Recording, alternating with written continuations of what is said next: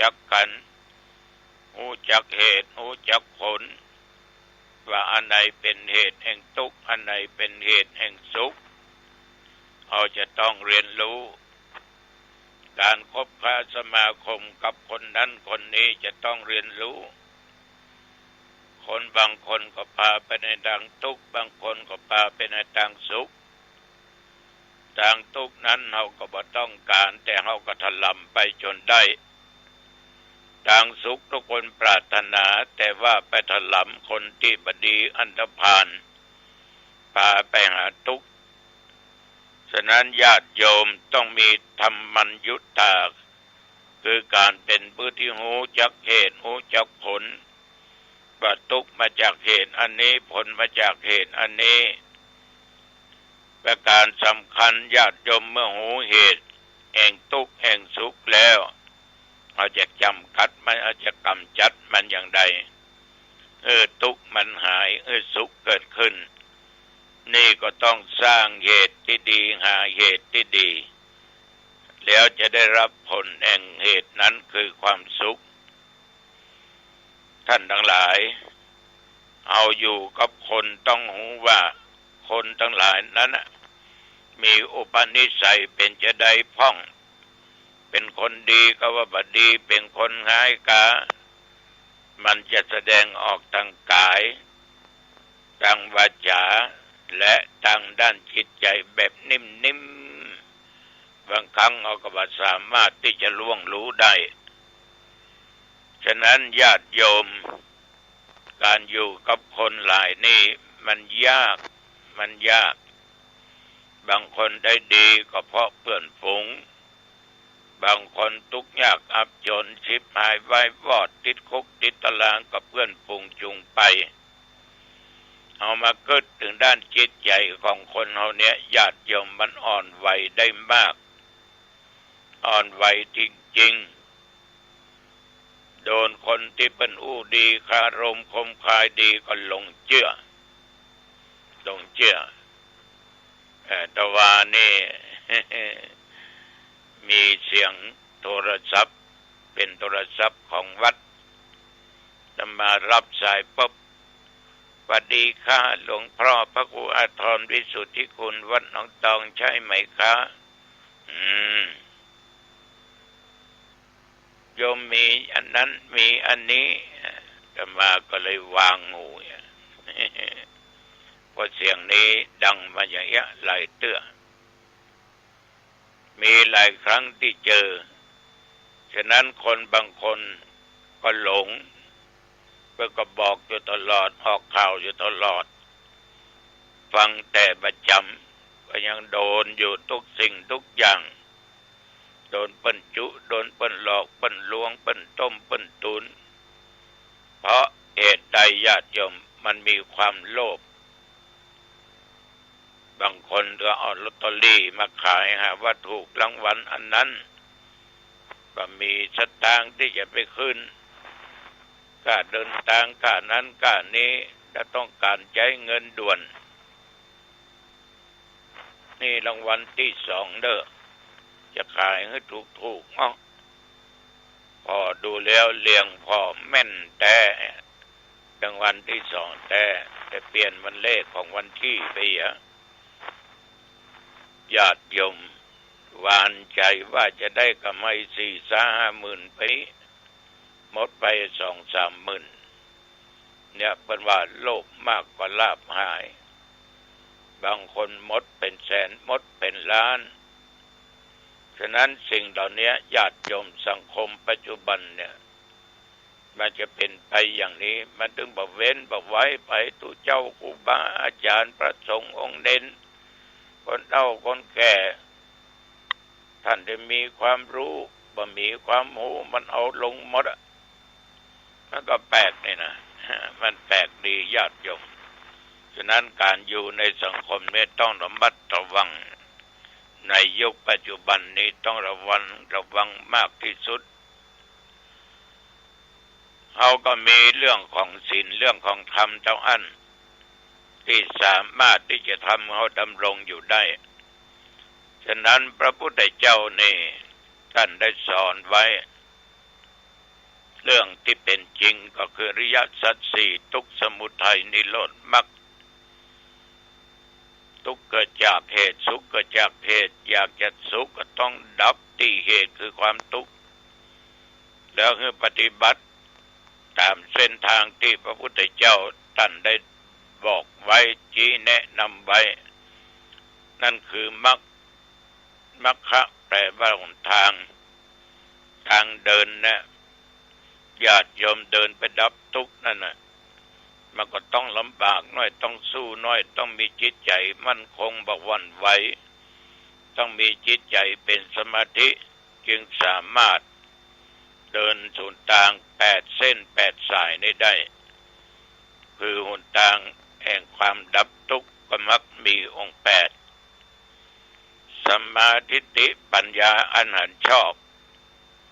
นี่ก็เคยอู้มาหลายอย่างหลายครั้งคือเห็นอริยสัจธรรมที่เป็นของจริงธรรมที่เป็นของสัจเรื่องทุกข์สมุทัยนิโรธมรรคแต่เป็นว่าคนเฮาเนี่ยญาติโยมที่มันหลงงมงายกันอยู่ทุกวันนี้ก็อู้ถึงเรื่องของกามเนี่ยทุกคนเป็นทุกข์กับมันฉะนั้นบุคคลที่จะปฏิบัติสร้างเหตุเกิดผลแห่งความสุขหลุดจากความทุกข์จิตใจจะต้องพยายามห่างหนีออกจากกามในกามคุณทั้ง5ในรูปในเสียงในกลิ่นในรสในการสัมผัสอารมณ์ชอบไม่ชอบต้องระมัดระวังความพยาบาทความอาฆาตมาตร้ายจะโกรธจะเกลียดกับใครอย่าจองเวรจองกรรมอย่าอาฆาตพยาบาทมาตร้ายคนที่มีความอาฆาตพยาบาทมาตร้ายอยู่ในจิตในใจบ่มีความสุขมีแต่ความทุกข์ได้ยินก็เสียงมันก็ทุกข์แล้วหันซ้ำทุกข์ฉะนั้นต้องพยายามรู้จักคำว่าอภัยเมตตาคือความกรุณาสงสารต่อทุกคนต้องเอาธรรมะมากำจัดความอาฆาตพยาบาทหมู่นี้ให้มันหมดไปหายไปจิตใจนั้นต้องสดใสสะอาดมีจิตใจอันดีอันงามมีแต่ความฮักบ่เบียดเบียนไผบ่เบียดเบียนคนนั้นบ่เบียดคนนี้บ่ว่าสัตว์มนุษย์สัตว์เดรัจฉานเฮาบ่เบียดเบียนไผก็เบียดเบียนเฮานะเอามีเมตตาต่อไผเฮาก็มีเมตตาธรรมต่อเฮาฉะนั้นญาติโยมจะต้องตั้งอกตั้งใจปฏิบัติไปตามหนทางที่พระพุทธเจ้าเป็นคนพบคนพระเพื่อความหลุดพ้นแห่งความทุกข์อันนี้ตัวเจ้าขอฝากไว้พรุ่งนี้มาอู้ต่ออายุปณะสุขะพละพบกันใหม่โอกาสหน้าเจริญพร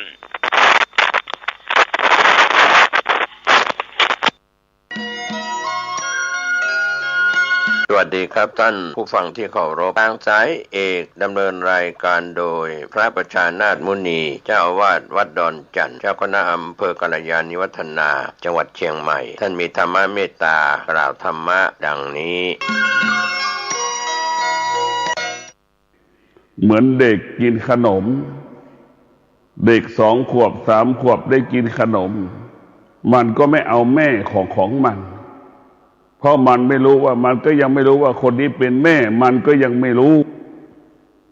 แต่คนไหนเอาขนมให้มันกินมันก็จะอยู่กับคนนั้นแต่คนไหนอยู่กับมันนานๆมันก็คุ้นเคยกับคนนั้นจิตเราก็เช่นเดียวกันมันอยู่กับสิ่งไหนมันก็เป็นกับสิ่งนั้นนั่นคือจิตแต่เราต้องฝึกจิตเราต้องอบรมจิตเราถึงจะอยู่เหนือสิ่งที่เรารู้ทุกวันนี้เราไม่ได้อบรมจิตเราไม่ได้ฝึกจิต จิตของเราอยู่ใต้อำนาจสิ่งที่เรารู้ตกอยู่ใต้อำนาจสิ่งที่เรารู้แต่พอดูลุกพิจารณาดูแต่ภายใน1 วันเนี่ยความสุขเกิดขึ้นกี่ครั้งความทุกข์เกิดขึ้นกี่ครั้ง2 คำเนี่ยเราพิจารณาดูสุขกับทุกข์มันเกิดขึ้นกี่ครั้งต่อวันเด็กมันก็เป็นผู้ใหญ่มันก็เป็นเหมือนกันหมดเด็ก2 ขวบมันก็เกิดอาการสุขใจหัวเราะอย่างเราน่ะพออายุ60 30 40 20ก็ดีใจก็หัวเราะเสียใจก็ร้องไห้เด็กก็เช่นเดียวกันเด็ก1 ขวบ 2 ขวบก็เช่นเดียวกันพวกเราทั้งหลายเด็ก2 ขวบไม่ให้มันกินขนมมันก็ร้องไห้ให้มันกินขนมมันก็มีความสุขดีใจนี่แหละคือจิตของเราพวกเราทั้งหลายมันไม่ได้ฝึกเมื่อมันไม่ได้ฝึกมันก็อยู่ใต้อำนาจสิ่งที่มันรู้ตลอดเวลา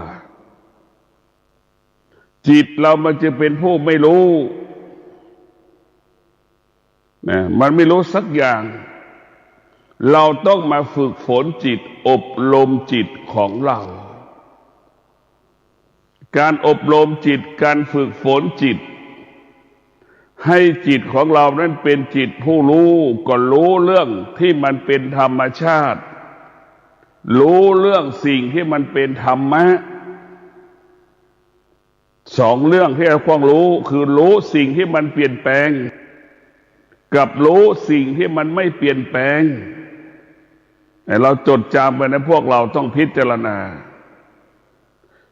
โลกใบนี้มันเป็นโลกของการเปลี่ยนแปลง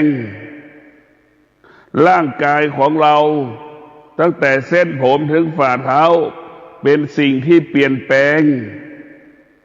ความคิดความรู้สึกที่มันปรากฏทางจิตมันก็เป็นสิ่งที่เปลี่ยนแปลงมันเป็นสิ่งที่เปลี่ยนแปลงทั้งหมดทั้งสิ้นแต่มันมีธรรมะเป็นสิ่งที่ไม่เปลี่ยนแปลงจิตถ้ารู้เรื่องธรรมะจิตนั้นจะรู้ว่าธรรมะนั้นเป็นสิ่งที่ไม่เปลี่ยนแปลงธรรมะก็หมายถึงสติรู้มีสติรู้สุขเกิดเราก็สงบนิ่งเราไม่สำแดงอาการเราไม่เปลี่ยนไม่ตกอยู่ใต้อำนาจของความสุขจิตมันก็ไม่เปลี่ยนแปลงทุกข์เกิดขึ้นเราก็รู้แต่เราไม่ตอบสนองสิ่งที่เรารู้จิตเราก็ไม่เปลี่ยนแปลงในพวกเราทั้งหลายจิตที่มันฝึกฝนอบรมเราก็สามารถควบคุมจิตนั้นได้จิตของเราฝึกฝนอบรมจิตเราเป็นจิตผู้รู้จิตเราก็จะควบคุมสิ่งที่เรารู้ได้จิตเราเปรียบเสมือนจ็อกกี้สิ่งที่เรารู้สิ่งที่ให้เรารับรู้เปรียบเสมือนม้าจ็อกกี้จึงกำกับม้าได้ในพวกเราทั้งหลายพวกเราต้องพิจารณาจิตของเราเนี่ยเมื่อมันได้รับการฝึกฝนอบรมเมื่อได้รับการอบรมแล้วจิตเราจะเป็นจิตผู้รู้จึงควบคุมสิ่งที่เรารู้ได้ดังจ็อกกี้เห็นม้าจ็อกกี้ก็ขึ้นหลังม้าควบคุมม้าได้พวกเราทั้งหลายจิตเราเหมือนคนไปจับช้างเรารู้ว่าช้างเราก็ไปจับช้างจนที่สุดเราก็จับช้างได้เห็นไหมสิ่งที่เรารู้ก็คือช้างสิ่งที่อยู่เหนือรู้ก็คือจิตเมื่อจิตเป็นจิตผู้รู้จิตจึงสามารถควบคุมช้างได้กำกับช้างได้จิตผู้รู้ก็คือควบคุมสิ่งที่เรารู้นั้นได้นั่นแหละพวกเราทั้งหลายเราควบคุมสิ่งที่เรารู้ได้ ทุกวันนี้เราไม่ได้ฝึกจิตเราจึงไม่สามารถควบคุมสิ่งที่จิตมันรู้เราจึงตกอยู่ใต้อำนาจสิ่งที่เรารับรู้เนี่ยเราไปหลงมันหมดไปสงสารมันหมดในพวกเราทั้งหลายไปหลงมันไปสงสารมันไม่มีวันจบสิ้นแต่พวกเราต้องพิจารณาชีวิตของเรานั้นเกิดมาแล้วมันรู้เรื่องธรรมะนี่สำคัญที่สุดธรรมะเป็นที่พึ่งของจิตธรรมะจึงเป็นหลักของจิตจิตของเราเนี่ยมันก็ยึดธรรมะมาเป็นหลักคือสติถ้าจิตเรายึดสติจิตเราเอาสติมากำกับเราก็จะเป็นผู้รู้พวกเราทั้งหลายสติเปรียบเสมือนคุณครูสอนหนังสือจิตเราเปรียบเสมือนนักเรียนเรียนหนังสือครูของเราสติเปรียบเสมือนคุณครูสอนเด็กอนุบาลจิตของเราเปรียบเสมือนเด็กอนุบาลมันเรียนกอไก่ขอไข่สระอะสระอาสระอีจนถึงที่สุดมันก็อ่านได้อ่านหนังสือได้สามารถบอกป้ายรถเมล์รู้ป้ายรถเมล์ได้สามารถนั่งขี่รถนั่งจะไปสันกำแพงเราก็รู้ว่ารถสันกำแพงรู้รถจะไปสันทรายเราก็รู้รถจะไปฮอดเราก็รู้รถจะไปสันปะตองเราก็รู้รถจะไปแม่ฮ่องสอนเราก็อ่านได้ป้ายมันบอกนั่นแหละเมื่อจิตเราได้รับการฝึกฝนอบรมจิตเราจะเป็นจิตผู้รู้เหมือนนักเรียนอ่านป้ายรถได้รถนี้จะไปสันกำแพงมันก็จะขี่รถได้ถูกต้องรถนี้จะไปเวียงแหงเราก็รู้รถคันนี้จะไปเวียงป่าเป้าเราก็รู้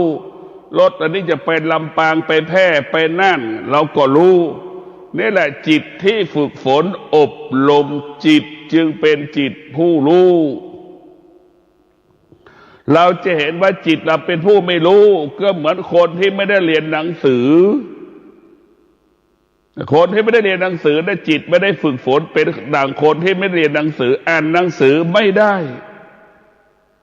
เรียกว่าอ่านหนังสือไม่ได้จะไปสันกำแพงเห็นตัวหนังสือก็อ่านไม่ออกจะไปลำปางก็อ่านไม่ออกจะไปแพร่ไปน่านพะเยาเชียงรายก็อ่านไม่ออก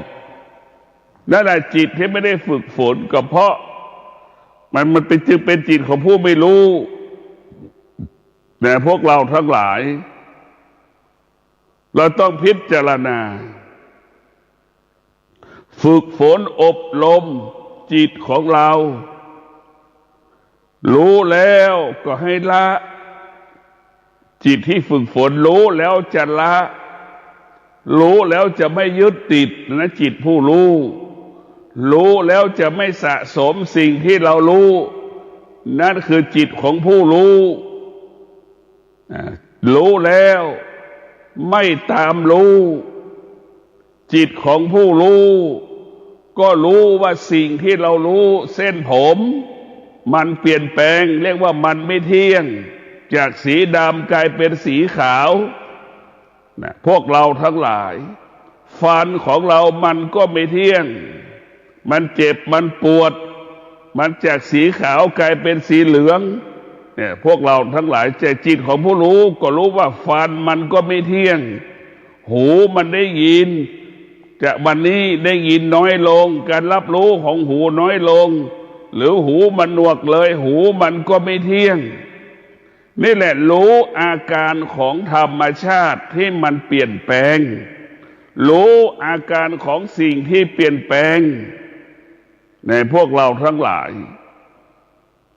จิตที่มันฝึกฝนมันจะรู้สิ่งที่ไม่เปลี่ยนแปลงรู้สิ่งที่เปลี่ยนแปลงพวกเราทั้งหลาย สิ่งที่เปลี่ยนแปลงมันมีอิทธิพลต่อจิตใจของเราถ้าเราขาดสติเราไม่มีสติเราก็จะตกอยู่ใต้อำนาจที่มันจะเปลี่ยนแปลงเราได้เมื่อเรามี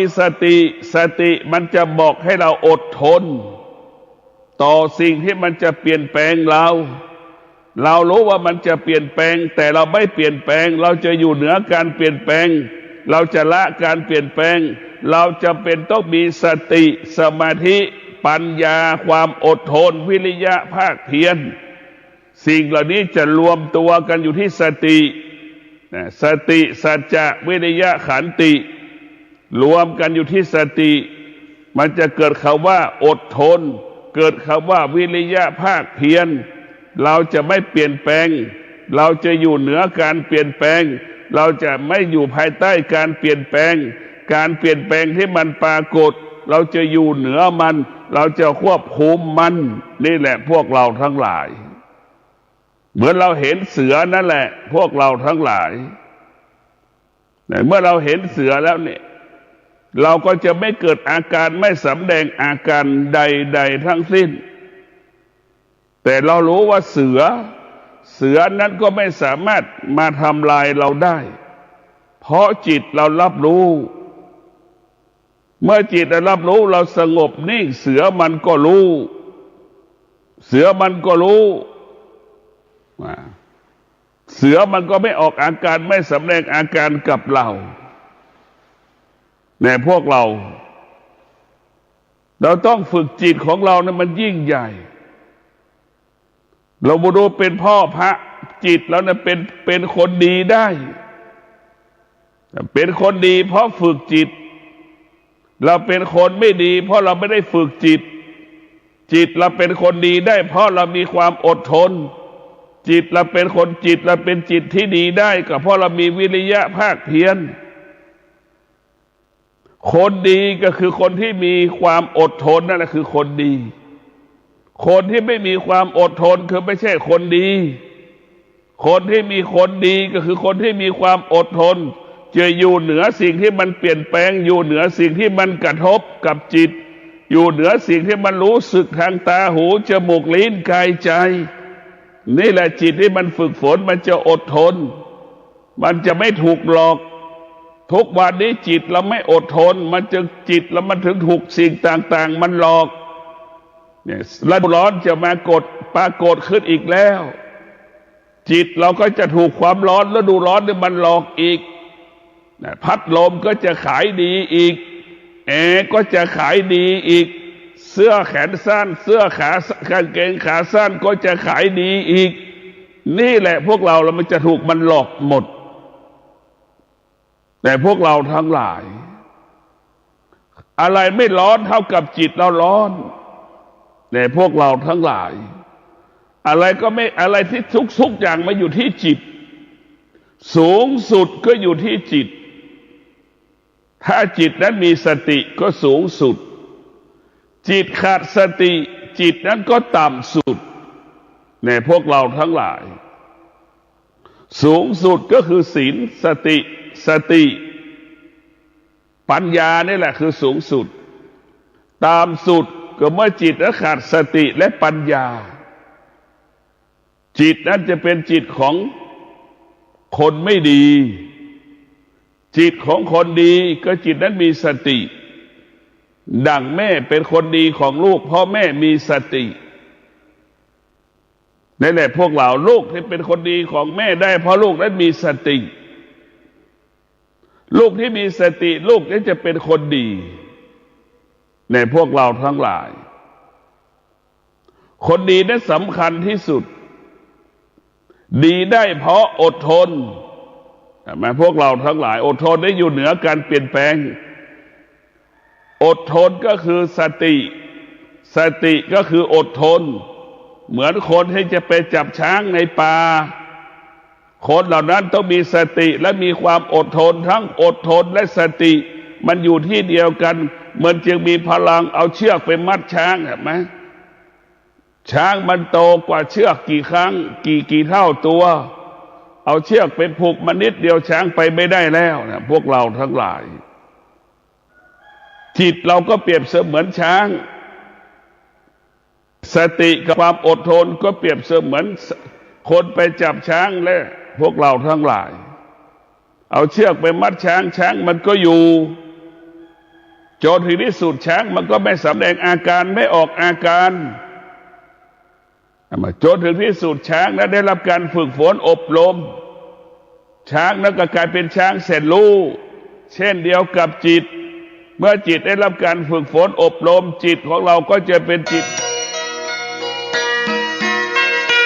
ที่ฟังจบลงไปแล้วนั้นเป็นรายการทางสายเอกดำเนินรายการโดยพระประชานาถมุนีเจ้าคณะอำเภอกัลยาณิวัฒนาเจ้าอาวาสวัดดอนจันทร์ตำบลทัตตารามอำเภอเมืองเชียงใหม่จังหวัดเชียงใหม่เชิญท่านติดตามศึกษาธรรมะการปฏิบัติธรรมได้ในคราวครั้งต่อไปสำหรับวันนี้สวัสดีครับ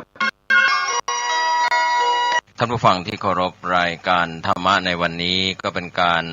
นำเสนอพุทธบารมีเป็นเนื้อหาสาระต่างๆที่ท่านผู้ฟังจะได้ศึกษากันเป็นประจำเป็นการเสริมสร้างบุญบารมีครับในเรื่องของพุทธบารมีครับในขณะนี้ถึงเวลาแล้วก็ขอเชิญชวนท่านทั้งหลายศึกษาได้ณบัดนี้เสียชื่อเสียงกับหมู่กับคณะแล้วก็เป็นปัญหาที่เกิดขึ้นในสังคมฉะนั้นในเรื่องศีลสามัญญตานั้นก็เป็นส่วนที่มีความจำเป็นก็ที่คำโบราณว่าเข้าเมืองตาหลิวต้องหลิวตาตามก็หมายความว่าก็มีส่วนมีความหมายในหมู่บ้านนี้ในตำบลนี้ในเมืองนี้ในประเทศนี้ในถิ่นแถบนี้เขาอยู่เขาอาศัยเขามีความประพฤติอย่างไรวัฒนธรรมประเพณีท้องถิ่นที่ดีงามอย่างไรเขามีเราก็คล้อยตามครับก็คงไม่ไปฝืนไปขัดในส่วนที่ดีงามก็พยายามปรับตัวเข้าหาเขากับความเป็นอยู่ในชุมชนนั้นๆชื่อว่าศีลความประพฤติในส่วนของสามัญญตาที่เสมอกันได้หรือว่าเข้ากันได้ครับก็เป็นส่วนที่เหมือนน้ำกับน้ำมันถึงแม้จะเข้ากันไม่ได้แต่ว่าอยู่ร่วมกันได้ในสังคมจะเป็นหญิงเป็นชายฉะนั้นเราจะเห็นได้ว่าสมณเพศเป็นเพศของอุดมเพศพระภิกษุสามเณรผู้ทรงศีลท่านก็มีศีลาจารวัตรมีเสขียวัตรอันงามในการที่จะอยู่ภายในวัดก็ดีการนุ่งห่มจีวรการออกไปรับอาหารบิณฑบาตการแสดงธรรมการประพฤติในเสขียวัตรต่างๆก็ถือว่าพระภิกษุสามเณรตามวัดวารามต่างๆท่านก็ประพฤติในส่วนของศีลสามัญญตาก็เข้ากันได้กับหมู่สงฆ์กับหมู่พระภิกษุสามเณรรวมไปถึงสถาประชาชนก็เช่นเดียวกันไปอยู่ในกลุ่มใดสังคมใดเข้ากับคนไม่ได้เข้ากับสังคมไม่ได้ก็ถือว่าต้องพิจารณาตนเองว่าตนเองนั้นเป็นที่รังเกียจทำให้สังคมรังเกียจเพราะไปทำอะไรที่ไม่เสมอเหมือนหรือเข้ากับคนอื่นไม่ได้ส่วนข้อสุดท้ายในเรื่องของการใช้หลักธรรมในข้อที่6นั้นก็เป็นเรื่องความคิดความเห็นเนี่ยนานาจิตต่างจิตต่างใจต่างความรู้สึกก็จริงแต่การปรับความคิดความเห็นเราจะได้รับการศึกษามามากน้อยเพียงใดทุกเพศทุกวัยครับระดับประถมมัธยมอุดมศึกษาตลอดถึงดุษฎีบัณฑิตกิตติมศักดิ์ตลอดถึงปริญญาใจครับที่ทุกคนได้รับการอบรมบ่มนิสัยมาจากพ่อแม่บรรพบุรุษมาอย่างไรก็มีความคิดความเห็นที่หลากหลายครับก็มาประมวลรวมแล้วก็ลงไปในส่วนที่จะเสมอกันได้ปรับเข้าหากันให้ได้เป็นการแสดงความเคารพรับฟังความคิดเห็นของคนอื่นบ้างไม่ใช่เอาความเห็นของตนเป็นใหญ่ครับมีความเห็นชอบร่วมกับคนอื่นในหลักการสำคัญยึดมั่นในอุดมคติหลักแห่งความดีงามหรือจุดสูงสุดอันเป็นจุดมุ่งหมายเดียวกันฉะนั้นในทางพระพุทธศาสนาเราก็มีจุดมุ่งหมายเดียวกันในสัมมาทิฏฐิมีความเห็นชอบเป็นหลักที่จะให้สม่ำเสมอกันเช่นเห็นว่าบาปมีจริงบุญมีจริงโลกนี้มีจริงโลกหน้ามีจริงการทำความดีความชั่วให้ผลเป็นความสุขความเจริญการทำความชั่วให้ผลเป็นความทุกข์ความเดือดร้อนก็แยกกันระหว่างความดีกับความชั่วมีความเห็นถูกต้องตามทำนองครองธรรมหลักสารานิยธรรม6ข้อ6ประการนี้ท่านผู้ฟังที่เคารพกับก็ถือว่าเป็นหลักฐานเป็นหลัก ที่เป็นพื้นฐานส่งเสริมการพัฒนาสังคมเป็นหลักการประยุกต์สำหรับการอยู่ร่วมกันของคนในสังคมไม่ว่าจะเป็นเรื่องของการตั้งกายกรรมที่ประกอบด้วยเมตตาตั้งวจีกรรมประกอบด้วยเมตตาตั้งมโนกรรมประกอบด้วยเมตตาครับทางกายทางวาจาทางใจด้วยเมตตาแล้วยังไม่พอสาธารณโภคีแบ่งกันกินแบ่งกันใช้ในลาภผลที่ตนได้แม้เป็นของเล็กน้อยนอกจากนั้นก็มีความประพฤติในการ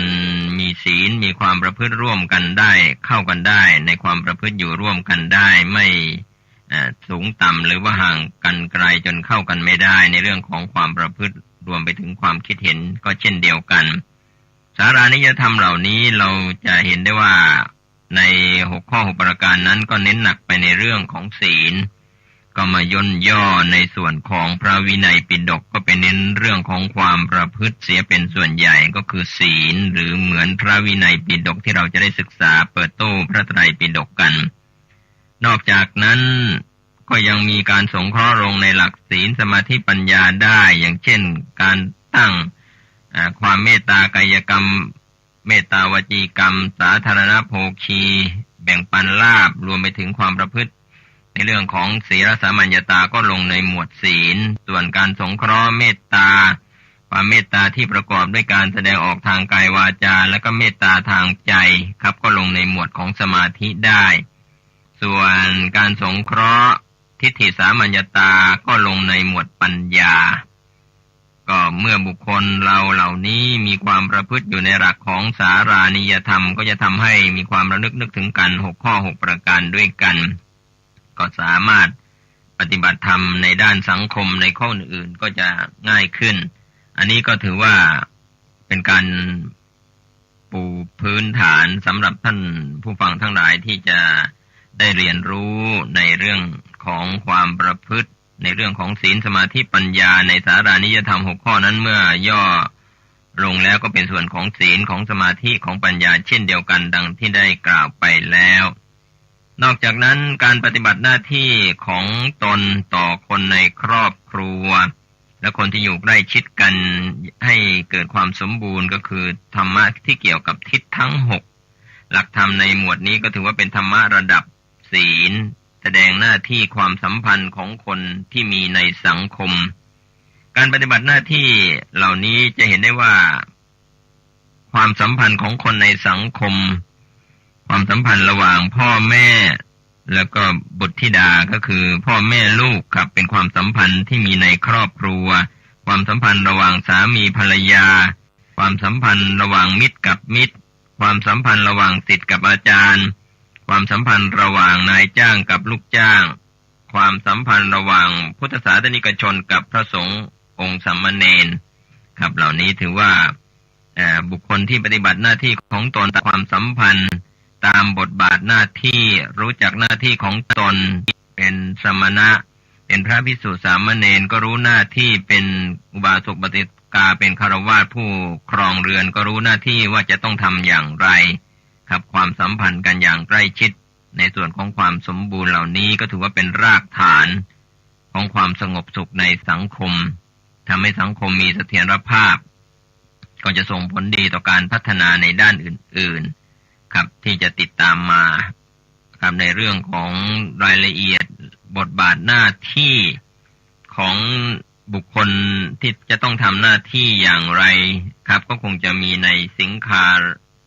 ลกสูตรครับก็คงจะมีแสดงในพระสุตตันตปิฎกก็คงจะได้นำเสนอให้ท่านผู้ฟังได้เรียนรู้ได้ทำความเข้าใจและศึกษากันต่อไปอีกถือว่าเป็นเรื่องเป็นปัจจัยสำคัญในวันนี้ผมคงจะได้เปิดประตูส่วนของพระไตรปิฎกหรือตู้พระไตรปิฎกในส่วนของอภิธรรมปิฎกปิฎกนั้นแปลว่าตะกร้าอภิแปลว่ายิ่งธรรมะก็คือธรรมที่คงสภาพตามความเป็นจริงไว้สิ่งเหล่านี้หลายคนหลายท่านก็คงจะพอรู้แล้วก็เข้าใจกันว่าธรรมอันเป็นพิเศษหรือธรรมอันยิ่งที่ไปรวมอยู่ในอภิธรรมปิฎกนั้นก็ ในพระไตรปิฎก45เล่มก็มีส่วนของพระวินัยปิฎกพระสุตตันตปิฎกแล้วก็พระอภิธรรมปิฎกรวมกันอยู่ในนั้นจากการที่เราได้ทำความเข้าใจกันในส่วนของพระวินัยปิฎกก็เป็นส่วนที่กล่าวอ้างตั้งแต่พระไตรปิฎกเล่มที่1ถึงเล่มที่8รวม8เล่มด้วยกันเกี่ยวกับพระวินัยปิฎกก็เล่มที่1ของพระวินัยปิฎกชื่อว่ามหาวิพังค์ครับในส่วนนี้ก็จะมีการพูดถึงเรื่องของพระวินัยในส่วนที่2เล่มที่2ก็มีการพูดถึงเรื่องของมหาวิพังค์ครับก็เป็นส่วนใหญ่ๆที่จะได้พูดถึงส่วนเล่มที่3ในพระวินัยปิฎกนั้นก็ชื่อว่าภิกขุณีวิพังค์เป็นการรวบรวมเกี่ยวกับวินัยของพระผู้หญิงในสมัยโบราณก็คือพระภิกษุณีหรือพระผู้หญิงที่มีภิกขุณีภาวะครับส่วนเล่มที่4ในพระวินัยปิฎกก็มีการพูดถึงมหาวรรคก็มีการจัดเรื่องราวเกี่ยวกับวินัยไว้ในวรรคที่สำคัญครับชื่อว่ามหาวรรคเล่มที่5ในวินัยปิฎกชื่อว่ามหาวรรคก็เป็นส่วนพระวินัยปิฎกครับเล่ม4เล่ม5นี่ยังเป็นส่วนของมหาวรรคส่วนวินัยเล่มที่6นั้นก็เป็นเรื่องจุลวรรคครับวรรคส่วนเล็กน้อยที่เกี่ยวกับวินัยของพระภิกษุภิกษุณีก็คงจะได้เรียนรู้และก็ทำความเข้าใจเล่มที่7จุลวรรคอีก1เล่มครับจุลวรรคนี่มีอยู่2เล่มคือเล่มที่6แล้วก็เล่มที่7ในพระวินัยส่วนเล่มสุดท้ายในวินัยปิฎกนั้นก็คือปริวารเป็นส่วนบริวารเล็กๆน้อยๆที่จะรวบรวมครับพระวินัยปิฎกนั้นก็จะรวบรวมเรื่องของวินัยของพระภิกษุภิกษุณีและก็เกี่ยวข้องกับคำสั่งขององค์สมเด็จพระสัมมาสัมพุทธเจ้าที่พระองค์ทรงแสดงบัญญัติเป็นพุทธบัญญัติเป็นอนุบัญญัติต่างๆไว้มีทั้งหมดรวม8เล่มด้วยกันส่วนพระสุตตันตปิฎกนั้นก็จะเริ่มตั้งแต่เล่มที่9ถึงเล่มที่33รวม25เล่มด้วยกันก็เริ่มที่เล่มที่9ก็มีทีฆนิกายครับถือว่าเป็นนิกายใหญ่ๆก็มีทีฆนิกาย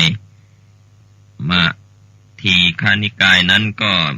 เริ่มตั้งแต่เล่มที่9ครับก็คงจะได้ศึกษาและก็ทำความเข้าใจมีเรื่องอะไรบ้างครับเล่มที่10ชื่อว่าทีฆนิกายในส่วนของเล่มที่9เล่มแรกนั้นเป็นทีฆนิกายศีลขันธวรรคครับส่วนเล่มที่10นั้นเป็นทีฆนิกายส่วนของมหาวรรคเล่มที่11ก็ชื่อว่าทีฆนิกายปาติกวรรคเล่มที่12ชื่อว่ามัชฌิมานิกายมูลปัณนาถเล่มที่13ชื่อว่ามัชฌิมานิกายมัชฌิมปัณนาถอันนี้ก็เป็นส่วนของพระสุตตันตปิฎกเล่ม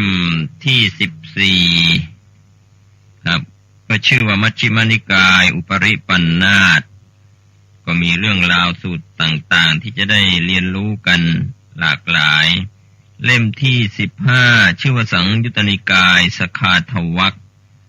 เล่มที่16ชื่อว่าสังยุตตนิกายนิทานวรรค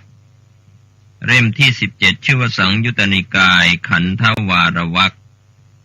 เล่มที่18ชื่อว่าสังยุตตนิกายสรายตนวรรคเล่มที่19ชื่อว่าสังยุตตนิกายมหาวารวรรคเล่มที่20ชื่อว่าอังคุตรนิกายครับก็จะมีเอกนิบาตทุกกนิบาตติกนิบาตครับหมวด1หมวด2หมวด3เป็นส่วนของเล่มที่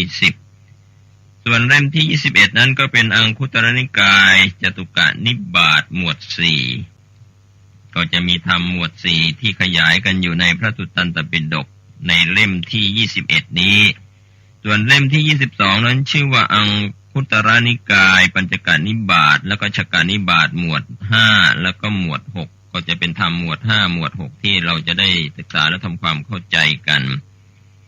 ส่วนเล่มที่23นั้นก็เป็นส่วนของอังคุตรนิกายสัตตกนิบาตหมวด7อัฏฐกนิบาตหมวด8นวกนิบาตหมวด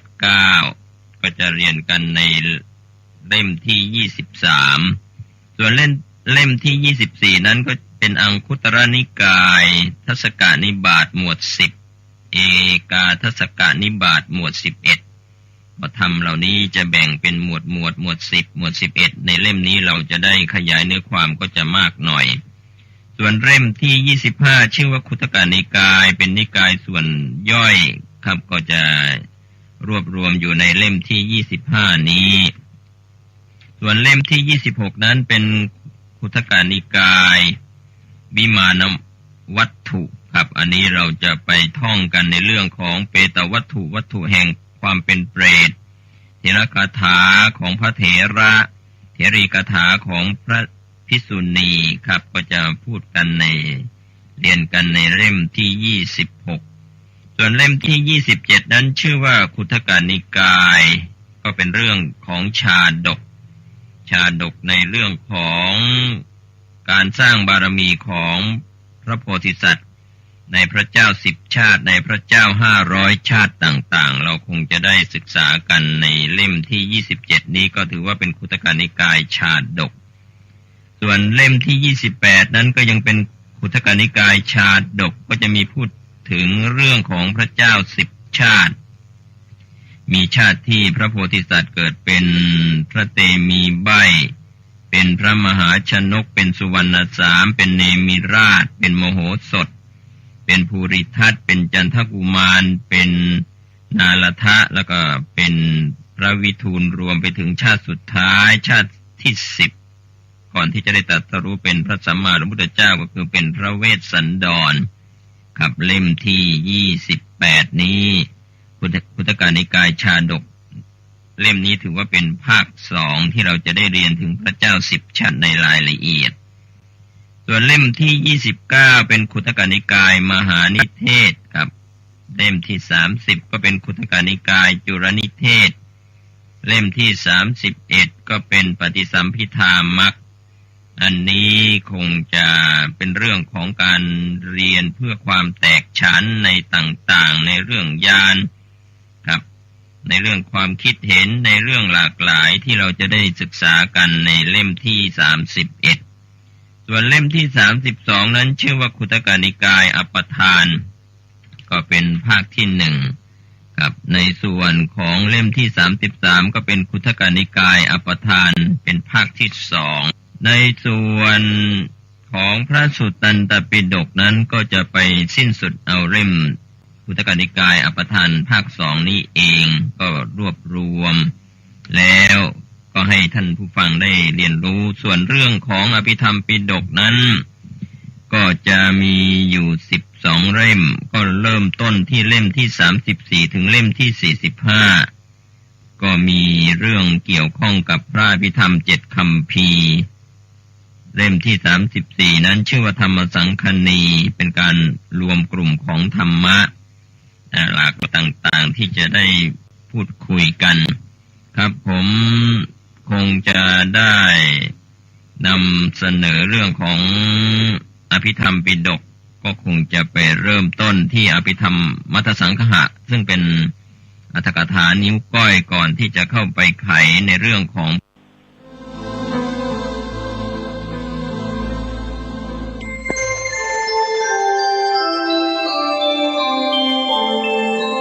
ขณะนี้ท่านกำลังฟังสถานีวิทยุกระจายเสียง FM 104.5 เมกะเฮิรตซ์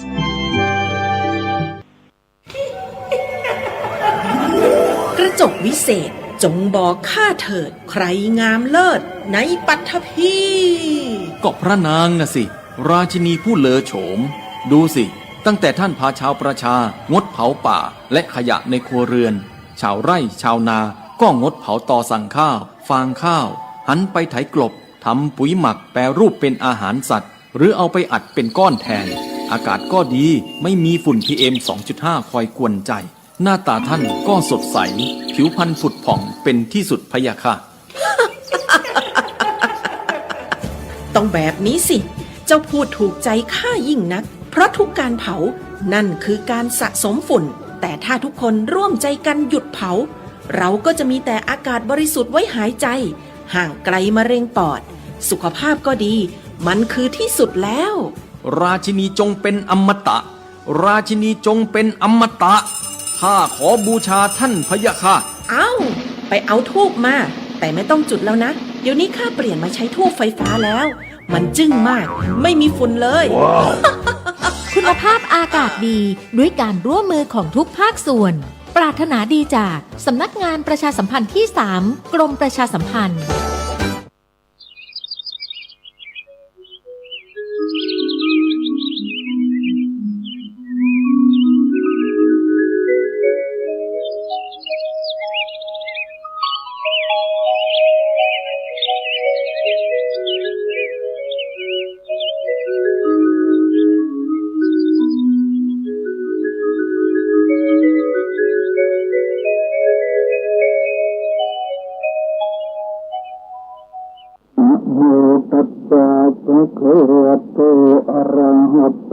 สัมมาสัมพุทธัสสะนะโมตัสสะภะคะวะโตอะระหะโตสัมมาสัมพุทธัสสะนะโมตัสสะภะคะวะโตอะระหะโตสัมมาสัมพุทธัสสะมาตาปิโตอุปัฏฐานังเอตัมมังคารมุตตัมมังณโอกาสบัดนี้อาตมาภาพจะได้แสดงพระธรรมเทศนาในเรื่องมงคลชีวิตกันที่8สืบต่อจากกันก่อนโน้นภายในพรรษานี้ตั้งใจจะเทศให้จบทั้ง38มงคลเรียกว่ามงคลชีวิตอาจจะได้วันละ2มงคล3มงคลมงคลน้อยยาวก็อาจจะได้มงคลเดียวการเทศมงคลชีวิตนี้เพื่อให้ญาติโยมเข้าใจน้อมนำไปประพฤติปฏิบัติด้วยตนเองก็เป็นประโยชน์สอนลูกสอนหลานก็เป็นประโยชน์เจ็บไข้ได้ป่วยนอนฟังก็เป็นประโยชน์หรือสุขภาพดีอยากจะฟังเอาบุญอยากจะฟังปฏิบัติอยากจะฟังเอาความรู้ก็เป็นบุญเป็นกุศลทั้งนั้น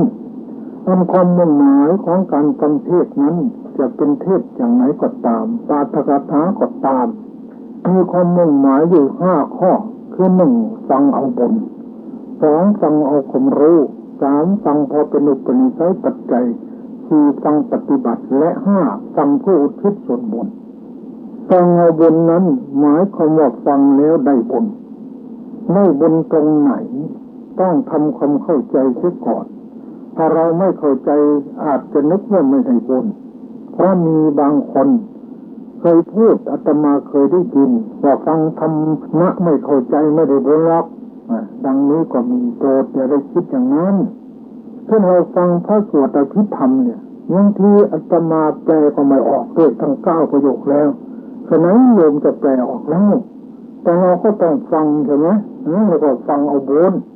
คือบุญแปลว่าชำระกายวาจาใจให้สะอาดขณะที่เราประนมมือหรือไม่ประนมมือแต่ตั้งใจฟังนั้นบุญเกิดแล้วใจของเราสะอาดกายของเราสะอาดวาจาของเราสะอาดนั่นแหละคือบุญเกิดแล้วท่านกล่าวไว้ในบาลีว่าพอตั้งใจจะไปรับศีลบุญเกิดได้ทั้ง5ข้อในขณะนั้นแล้ว9 1ที่ลงบันไดบ้านบุญเกิดได้ถึง56อย่างบุญนี่ละเอียดนี่ในใจคนพระพุทธเจ้าเรียกว่าเป็นกุศลวิตกคือการตรึกหรือนึกถึงบุญและบุญเกิดเป็นเท่าเลยนี่ในพระไตรปิฎกท่านแสดงไว้เรียกว่ากุศลวิตกแปลว่าตรึกถึงบุญนึกถึงสิ่งที่จะถึงการที่เราจะสร้างความดีแล้วบุญเกิดขึ้นได้แล้วดังนั้นเวลาเราตั้งใจฟังบุญเกิดแล้วจิตดวงนี้เป็นมหากุศล ถ้าตายด้วยจิตดวงนี้ต่ำที่สุดก็ไปกับมนุษย์สูงก็ไปสวรรค์ได้นี่เรียกว่าฟังเอาบุญรู้ไม่รู้ก็ช่างโปรดให้ตั้งใจฟังอย่าเข้าใจว่าฟังแล้วไม่ได้บุญนั่นเป็นความเข้าใจผิดของเราต่างหากถ้าเข้าใจอย่างนั้นพอลงนึกถึงกฎฟังก็ยังไปเกิดสวรรค์ได้ข้างคาวก็ยังไปเกิดสวรรค์ได้แม่ไก่ก็ยังไปเกิดเป็นมนุษย์ได้ฉะนั้นคนจะไปไม่ได้ลองนึกดูให้ดีก็แล้วกันสองฟังเอาความรู้อันนี้ต้องจับอยากได้ก็ต้องจดต้องจำเห็นแล้วจดไว้ทำให้แม่นยำเหมือนทราบเหลืองจำไม่ได้ทั้งมวลเมื่อหลงลืมไปจะแค่สับสนคงไม่โปรเตือนจากที่จดลองอันนี้เราฟังและจดไว้แต่สมัยนี้เขามีเทปบันทึกก็ได้ไม่บันทึกก็ได้อย่างนี้ก็บันทึกไว้แล้วเทปมีแล้วทางการเมื่อไรโยมสั่งที่พระครูกับรัตนมก็พร้อมที่จะเอามาฟังได้ฟังบ่อยๆก็ได้บุญบ่อยดีกว่าฟังอย่างอื่นพระพุทธเจ้าเรียกว่าอนุตตริยะสวนานุตตริยะเป็นการฟังอย่างประเสริฐอย่างนั้นในอนุตตริยะ6 2ฟังเอาความรู้ต้องจดต้องจำ3ฟังพอเป็นอุปนิสัยปัจจัยบางทีเราทำกับข้าวไปบ้างไถนาไปบ้างทอดกล้วยแขกบ้างแต่ก็ยังฟังอยู่ได้ยินบ้างไม่ได้ยินบ้างมีบางคนไปไถนาเอาวิทยุทานซิเตอร์แขวนไว้บนต้นไม้ไถนาไปฟังเทศไปก็ดีอยู่บางคนทอดกล้วยแขกก็ฟังไปบางทีเพราะกล้วยแขกไม้ก็ยังมีด้วยมีเยอะอันนี้ฟังพอเป็นสายปัจจัยทีนี้ฟังปฏิบัติถ้าเป็นนักปฏิบัติวิปัสสนาปฏิบัติปฏิแปลว่าเฉพาะปฏิแปลว่าถึงปฏิบัติแปลว่ายังกายวาจาใจให้เข้าถึงศีลสมาธิปัญญาอันนี้เรียกว่าฟังปฏิบัติในสมัยพระพุทธเจ้านิยมฟังกันอย่างนี้ถ้าฟังเอาคงรู้ฟังเท่าไรก็ไม่ได้มรรคผลนิพพานหรอกดูพระอานนท์ฟังมากที่สุดในศาสนานี้แต่ก็ไม่ได้เป็นพระอรหันต์จะได้เป็นจะต้องปฏิบัติวิปัสสนาหลังจากพระพุทธเจ้านิพพานแล้วก่อนที่จะทำปฐมสังฆนาท่านก็ปฏิบัติทั้งคืนทั้งวันจนอ่อนใจนั่นแหละอันนี้เรียกว่าฟังปฏิบัติพอได้ยินเสียงสามารถกำหนดที่หูได้เลยได้ยินน้องได้ยินน้องยินน้องยินน้องยินน้องตั้งสติไว้ที่หูทำไมจึงตั้งไว้ที่ตรงนั้นเพราะขันธ์5เกิดที่ตรงนี้ในขณะที่ได้ยินขันธ์5นี่เป็นภูมิของวิปัสสนาเรียกว่าวิปัสสนาภูมิ6คือขันธ์5เกิดที่ตรงนี้เพราะฉะนั้นจึงต้องกำหนดตรงนี้เป็นหนทางเดินที่จะไปละกิเลสหรือเข้าสู่มรรคผลนิพพานก็เดินทางสายนี้เปลี่ยนฟังอุทิศส่วนบุญเราไปในงานศพเราฟังแล้วได้บุญอุทิศส่วนบุญให้สุดตายท่านสาธุชนผู้ใจบุญทั้งหลายระยะนี้เราก็กำลังอยู่ในฤดูที่อากาศใจดีฝนก็ตกลงน้อยฤดูเข้าพรรษาตอนนี้ก็จะได้แสดงพระธรรมเทศนาเรื่องมงคลชีวิตมงคลชีวิตติดไว้ที่ฝาอ่านบรรลักษาวัฒนาเจริญมงคลชีวิตติดไว้ที่ใจนำเราไปในสู่สุคติทุกการทุกเมื่อถ้าเรามีมงคลอย่างนี้วันนี้จะว่าถึงพระคุณของพ่อของแม่หรือการเลี้ยงดูมาตาปิตุอุปัฏฐานังการปฏิบัติอุปถากบิดามารดาพระพุทธเจ้าตรัสว่าเป็นมงคลมันสูงสุดเพราะฉะนั้นจะเทศมงคลนี้ก่อนคำว่ามารดาแปลว่าผู้นับถือบุตรคือนับถือว่าเป็นลูกของตัวก็ได้แปลว่าผู้รักษาบุตรคือรักษาลูกของตัวให้ได้รับความสุขกายสุขใจก็ได้แปลว่าผู้ยังลูกให้ดื่มคือยังลูกให้ดื่มนมดื่มน้ำดื่มเครื่องดื่มดื่มรสประทับก็ได้แปลว่าผู้อันบุตรพึงนับถือคือลูกทุกคนจะต้องนับถือมารดาของตนยิ่งกว่าใครทั้งหมดนี่เรียกว่ามารดาส่วนคำว่าบิดาก็แปลว่าเป็นที่ตั้งแห่งความยินดีของสัตวโลกทั้งมวลว่าหมายความว่าสัตวโลกคือผู้เกิดขึ้นมาทุกคนต้องมีพ่อเมื่อเห็นพ่อก็ต้องพอใจดีใจชื่นใจด้วยกันทั้งนั้นแล้วก็แปลว่าผู้รักษาสัตวโลกทั้งปวงหมายคำว่าพ่อของลูกทุกคนต้องรักษาคุ้มครองป้องกันลูกของตน ทุกวิถีทางเพื่อให้มีความสุขสบายปลอดภัยทุกประการและแปลว่าผู้รักใคร่บุตรหมายความว่าพ่อทุกคนต้องรักใคร่นับถือลูกเอ็นดูลูกสงสารลูกของตนทั้งนั้น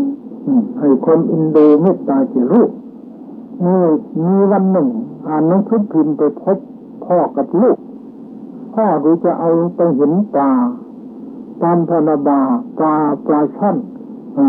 มีลูกแดงๆตัวเล็กๆมันเป็นหงไก่ตัวแม่มันตัวพ่อมันต้องอยู่ข้างล่างในมากปลาช่อนนี่แม่ไม่เคยเลี้ยงลูกเพราะว่าพ่อเป็นคนเลี้ยงทีนี้วันหนึ่งพ่อกับลูกไปเห็นปลาพ่อก็ไปเอาฉมวกจะมาแทงปลาลูกก็ถามว่าพ่อถ้าแทงถูกมันตายไหมตายแล้วลูกมันก็อยู่กับใครล่ะพอลูกถามอย่างนี้ก็เลยพ่อไม่กล้าเลย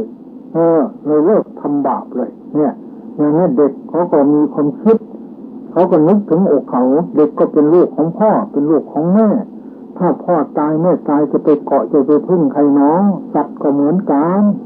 ถ้าพ่อไม่อยู่ตัวอื่นก็จะมากินลูกก็กระสินกระสายไปไม่มีพ่อไม่มีแม่ปลาเขาก็รักลูกเหมือนกันกับมนุษย์ทำไมมนุษย์ไม่รักลูกมันก็แย่แล้วขนาดปลาเขายังเลี้ยงลูกของเขาลูกไปพ่อไปไหนลูกก็ตามไปเป็นผงไปน่าสงสารน่าเอ็นดูเพราะฉะนั้นพ่อกับแม่ท่านก็มีลักษณะ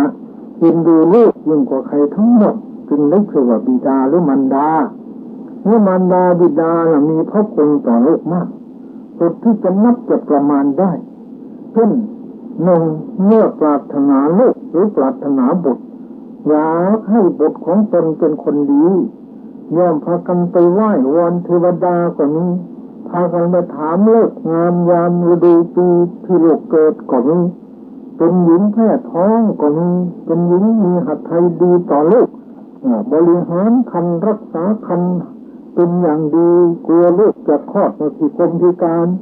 เวลาจะคลอดก็ลำบากด้วยกันทั้งสองฝ่ายเวลาคลอดก็ลำบากคือเลือดตกยางออก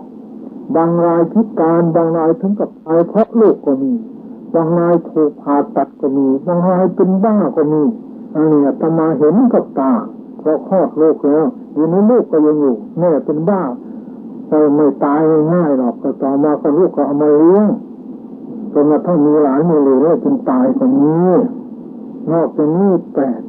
แม่ยังปลอบโยนลูกร้องให้หรือน้ำนมบ้างหรือเพลงขับบ้างหรือเครื่องกกบ้างหรืออวัยวะของแม่ให้ลูกได้รับไออุ่นจากการสัมผัสอวัยวะของแม่และนอนหลับไปอย่างเป็นสุขไม่ให้ลมและแดดถูกลูกพยายามปกปักรักษาไว้เป็นอย่างดีสืบคุ้มครองป้องกันทรัพย์สมบัติของตนไว้11ได้รับความลำบากทุกข์ยากในการเลี้ยงดูลูกโดยประการต่างๆ12เป็นพระพรหมของลูกเพราะเป็นเปี่ยมไปด้วยเมตตากรุณามุทิตาและเบิกขาต่อลูก13เป็นเทวดาของลูก14เป็นอาจารย์ของลูก15เป็นพระของลูกกราบพ่อกราบแม่ไหว้พ่อไหว้แม่ก็เหมือนกับไหว้เทวดา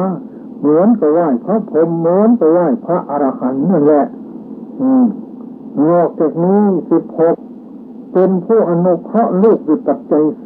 4 17ห้ามลูกไม่ให้ทำความชั่ว18ให้ลูกตั้งอยู่ในความดี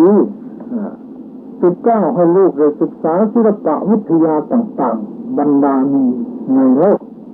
20หาสามีภรรยาที่สมควรให้21มอบทรัพย์สมบัติให้ในสมัยเมื่อจะกล่าวโดยสรุปแล้วถึงมีพระคุณอย่างนี้พระคุณของบรรดาบิดานั้นโบราณท่านเปรียบไว้ดังนี้คือเอาท้องฟ้ามาเป็นกระดาษสำหรับจดบันทึกพระคุณของบรรดาบิดาเอาแผ่นดินมาเป็นหมึกเอาน้ำในมหาสมุทรมาเป็นน้ำละลายหมึกเอาภูเขาเจเนโรรามาเป็นปากกาเขียน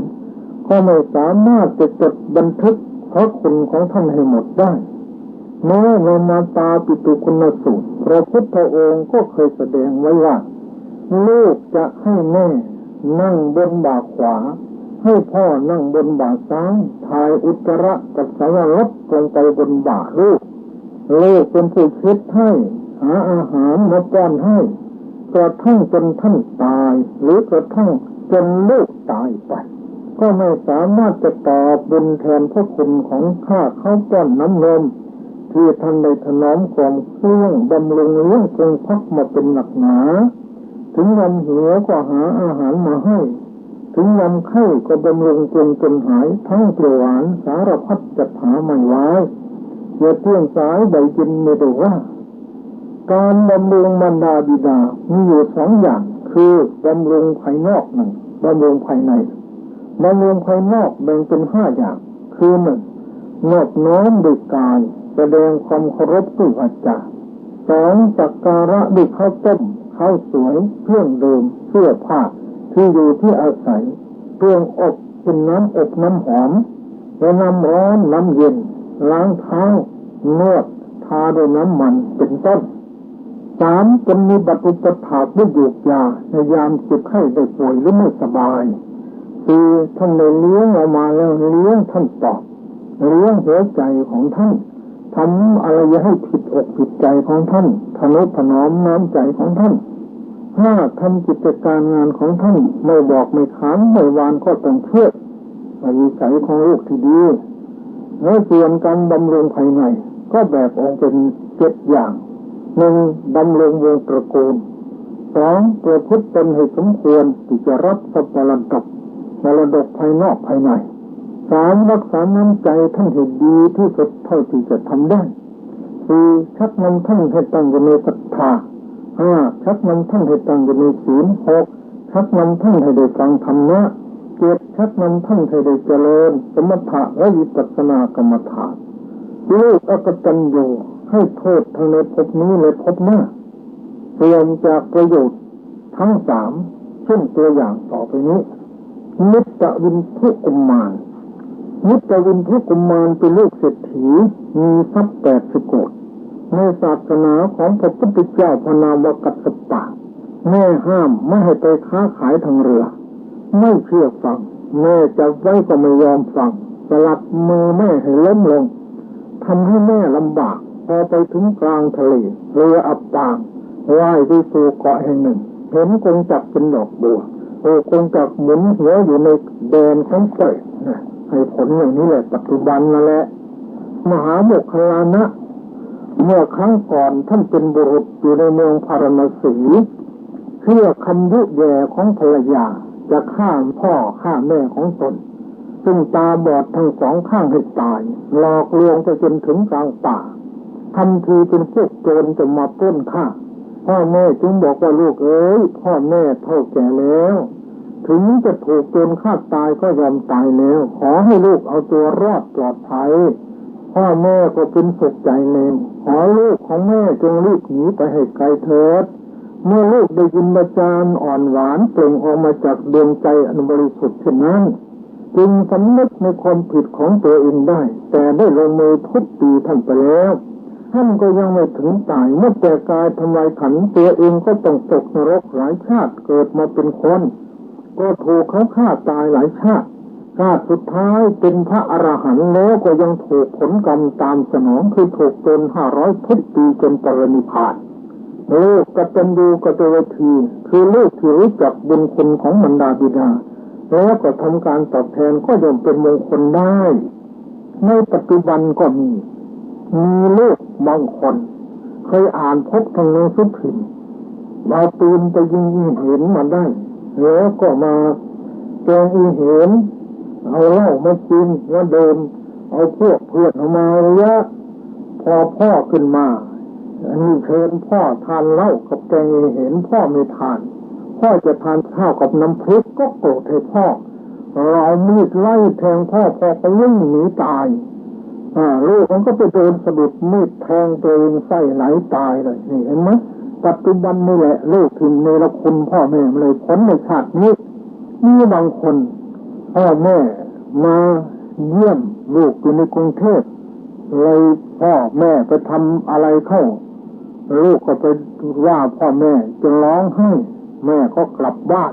ต่อมาลูกก็เลยมีอันวิบัติเป็นไปบ้านเรือนต่างๆวิบัติถูกฟ้องล้มละลายก็มีชาตินี้ก็ให้ผลอยู่พ่อกับแม่ท่านถือว่ามาตะคิเป็นไฟกองหนึ่งพ่อก็เหมือนกันแม่เหมือนกันแต่ประพฤติดีปฏิบัติชอบเจริญรุ่งเรืองยังมีบางคนไปโกรธให้แม่ไม่ยอมเรียกแม่เวลาคนนั้นไปได้ผัวมีลูกมาเป็นผู้เป็นใบ้หมดเลยขณะนี้ยังมีชีวิตอยู่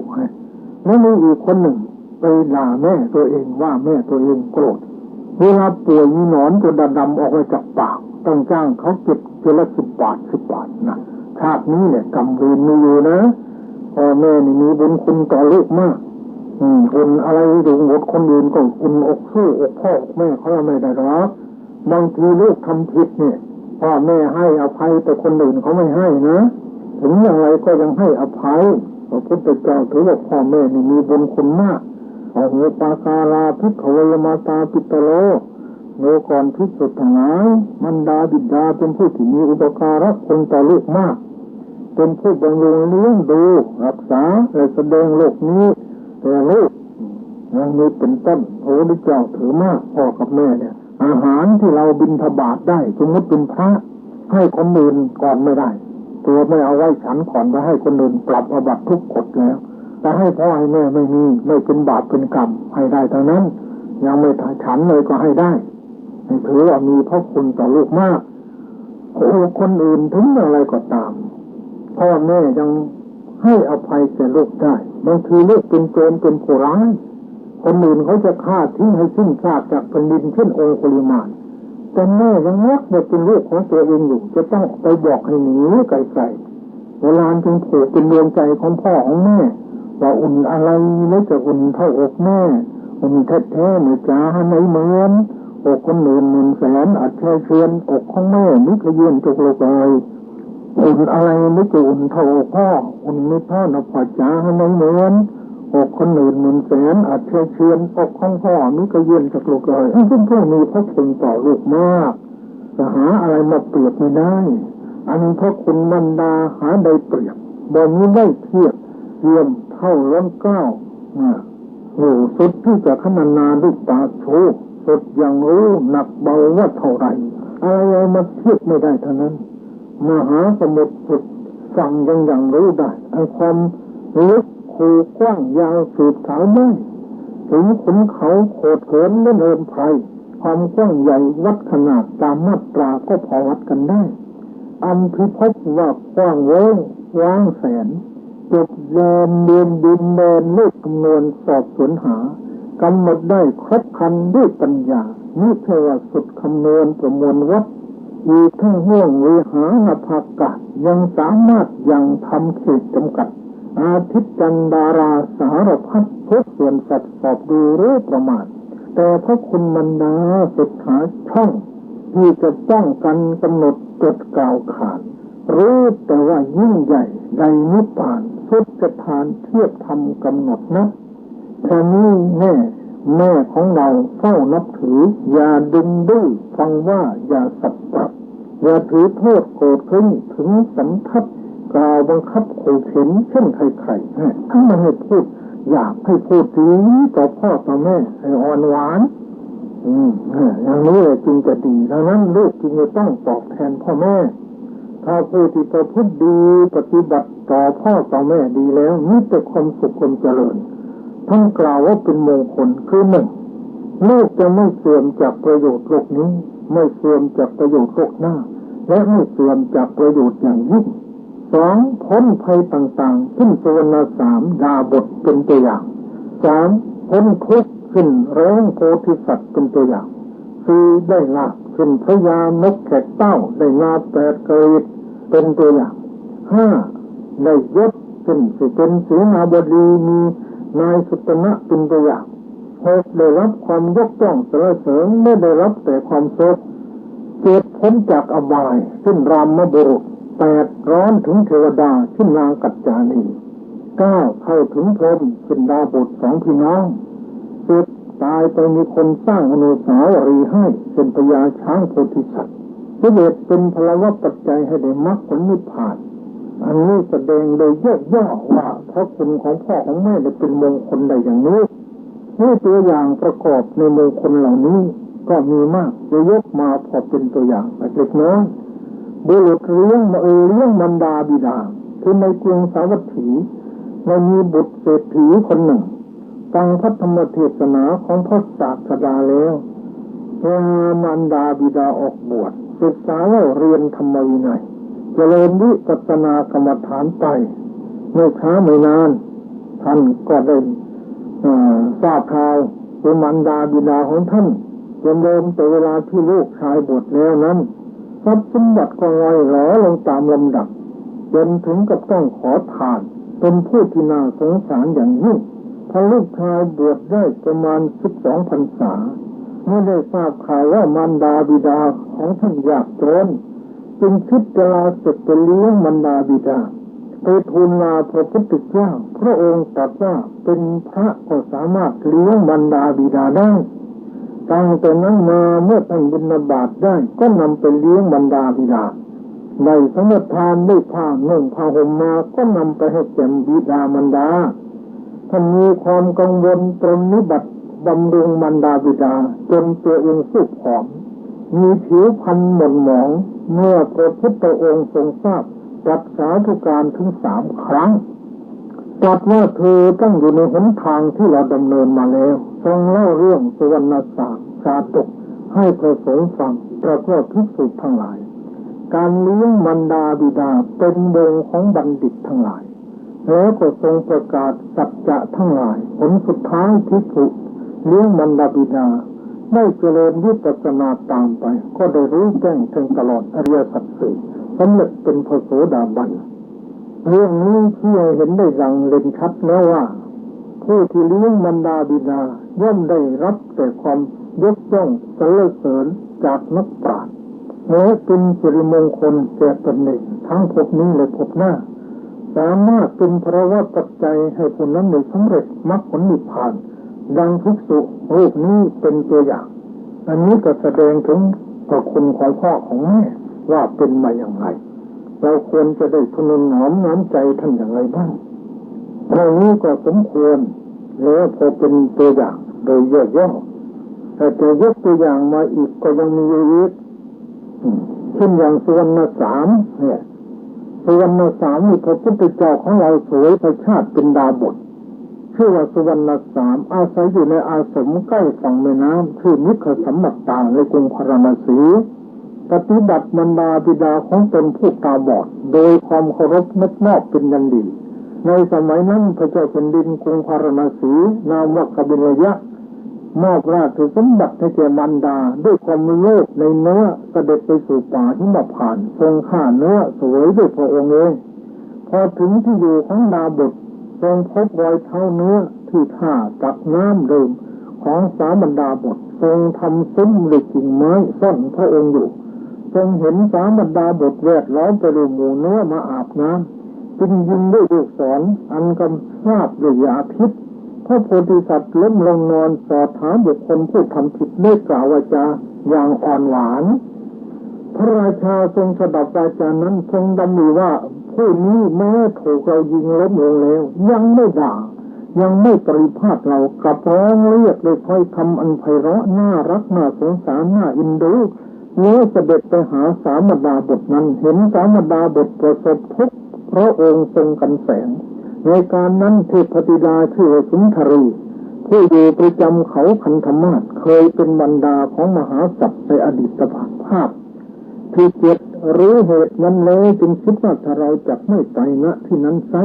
พ่อสามารถบุตรของเราจักตายเมื่อเขาตายแล้วมารดาบิดาจักไม่มีอาหารจักสูบความเลือดตายไปตามกันแม้พระราชาก็จักมีหฤทัยแตกสวรรคตแต่เมื่อเราไปแล้วพระราชาจักเสด็จไปสู่อาสมนำมารดาบิดาของพ่อสามะมาครั้นมารดาบิดาถึงแล้วก็จะทำสัจจกิริยาแม้เราก็จะทำบุตรของเราก็รอดชีวิตด้วยอาการอย่างนี้เมื่อมารดาบิดาผู้ตาบอดก็จะกลับตาดีพระราชาทรงสดับธรรมเทศนาแล้วจะเสด็จไปสู่พระนครทรงบำเพ็ญมีระบุญมีทานศีลเป็นต้นครองราชสมบัติโดยธรรม แล้วจะไปเกิดในสวรรค์ดังนี้แล้วณที่นั้นมีกายไม่ปรากฏแล้วไปณที่นั้นมีกายไม่ปรากฏยืนอยู่ในอากาศกล่าวว่ามหาราชเจ้าพระองค์ทรงเลี้ยงมารดาบิดาของพ่อสามะทั้งสองผู้มีตาบอดเหมือนดังพ่อสามะเถิดเมื่อเป็นเช่นนั้นพระองค์จะไปสู่สุคติพระราชาสดับคำนั้นแล้วเสด็จไปยังอาสมเพื่อบำรุงมารดาบิดาของพ่อสามะนั้นตรัสบอกเรื่องราวนั้นทั้งหมดเมื่อมารดาบิดาของพ่อสามะทูลว่ามหาราชเจ้าถ้าอย่างนั้นขอพระองค์โปรดนำข้าพเจ้าทั้งสองไปณที่นั้นด้วยเถิดพระราชาได้ทรงทำอย่างนั้นเลยโยมาตรังปิตรังวามัตโตธรรมเมนะโปสติเทวาปินังติจิตขันติมาตาติติพรังนารังโยมาตรังปิตรังวามัตโตธรรมเมนะโปสติอิเทวนังแต่สังสันติเปิดกิสัตเทปโมทติมารชนเลี้ยงมารดาบิดาโดยธรรมะเทพดาทั้งหลายก็ช่วยแก้ไขบุคคลนั้น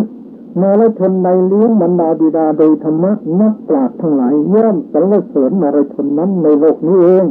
มารชนนั้นตายแล้วย่อมบันเทิงอยู่ในสวรรค์ผลที่สุดพระราชามีภาคฤทัยดีทรงสมาทานศีลห้าทรงไหว้พระโพธิสัตว์ทรงบำเพ็ญมีทานเป็นต้น